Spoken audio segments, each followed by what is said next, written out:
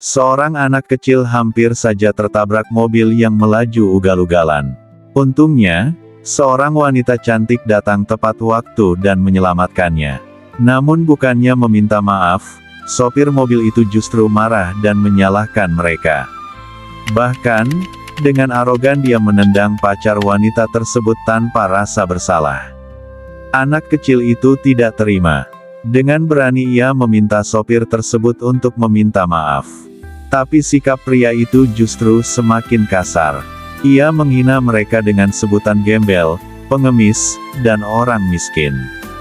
Belakangan diketahui, pria arogan itu adalah seorang staf dari PT Grup Pratama, perusahaan terbesar di kota Molo. Tak heran jika sikapnya begitu sombong. Tanpa diduga, CEO Grup Pratama kebetulan melintas di lokasi kejadian dan melihat langsung peristiwa tersebut. Tanpa ragu, sang CEO langsung memecat staf itu di tempat. Alasannya sederhana, ia tidak mau orang-orang di perusahaannya gemar menindas yang lemah. Staf itu tentu saja tidak terima dan justru menyalahkan anak kecil tersebut sebagai penyebab dirinya dipecat. Saat menatap anak itu, sang CEO tiba-tiba teringat pada adiknya yang telah hilang selama 5 tahun. Jika tidak hilang, usia adiknya mungkin sudah sebesar anak tersebut. Perasaan itu membuatnya terdiam sejenak. Sebelum pergi, ia memberikan beberapa lembar uang kepada si anak. Setelah CEO berlalu, wanita yang tadi menolong memeriksa kondisi anak itu dan memastikan bahwa ia baik-baik saja. Merasa kasihan melihat anak kecil yang terlantar sendirian di jalan, wanita itu mengajaknya pulang. Namun anak tersebut menolak, karena ia ingin terus mencari keluarganya. Dari balik jendela mobil, sang CEO kembali menoleh ke arah anak itu. Hatinya berkata bahwa anak tersebut adalah adiknya. Namun perasaan itu segera ia tepis, menganggap dirinya hanya terlalu rindu hingga merasa setiap anak kecil seperti adiknya sendiri.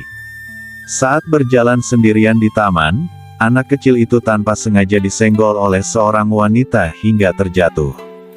Ia terdiam sedih melihat anak-anak lain bermain bersama orang tua mereka. Dengan tekad kuat, ia kembali berniat mencari keluarganya. Namun saat itu ia baru menyadari bahwa kalung giok yang selalu ia pakai telah hilang. Wanita tersebut kemudian menjual kalung giok itu ke sebuah toko perhiasan. Dengan dalih bahwa giok tersebut hanyalah giok biasa, pemilik toko hanya menghargainya 30 juta rupiah. Wanita itu pun sangat senang, tanpa tahu bahwa kalung tersebut sebenarnya sangat mahal karena merupakan giok biru raja. Karena merasa mendapat barang bagus dengan harga murah, pemilik toko menunjukkan giok itu kepada suaminya. Namun sang suami menyadari bahwa giok tersebut memiliki ukiran, yang biasanya menandakan ada pemiliknya. Saat ia melihat nama yang terukir di sana, ia terkejut. Itu adalah kalung giok yang sudah lama dicari oleh Grup Pratama. Siapapun yang menemukannya akan mendapat imbalan besar. Sementara itu, di ruang kerja CEO Grup Pratama, sang CEO tengah menatap foto adiknya yang telah lama hilang. Tiba-tiba asistennya datang membawa kabar mengejutkan. Ia menunjukkan kalung giok yang baru saja ditemukan. Seketika sang CEO mengenali kalung itu sebagai milik adiknya. Asisten kemudian memperlihatkan rekaman CCTV saat kalung tersebut dijamret dari seorang anak kecil. Sang CEO langsung teringat, anak itu adalah anak yang sebelumnya ia tolong dari penindasan stafnya. Tanpa membuang waktu, ia bersama asistennya segera berangkat untuk menjemput anak tersebut. Di taman, anak kecil itu duduk sendirian dengan perasaan sedih. Kalung giok itu adalah satu-satunya petunjuk untuk menemukan keluarganya. Saat ia hendak mencari kalung itu, tiba-tiba ia dihadang oleh staf yang dulu menindasnya. Pria itu berniat balas dendam dengan menculik dan menjual anak tersebut. Namun tepat saat mereka hendak menyakitinya, sang CEO datang bersama pengawalnya. Dengan cepat, mereka melumpuhkan orang-orang tersebut dan menyelamatkan anak itu. Setelah keadaan aman, CEO mengatakan bahwa anak itu adalah adiknya yang telah lama hilang. Awalnya anak tersebut tidak percaya, karena ia merasa tidak pernah memiliki kakak. Namun sang CEO kemudian menunjukkan kalung giok itu dan menjelaskan bahwa kalung tersebut dibuat oleh ayah mereka saat ia lahir, dan dipakaikan sebelum ia diculik. Melihat kalung itu, barulah anak tersebut percaya. Ia pun merasa bahagia karena ternyata orang tuanya masih hidup, dan ia memiliki seorang kakak.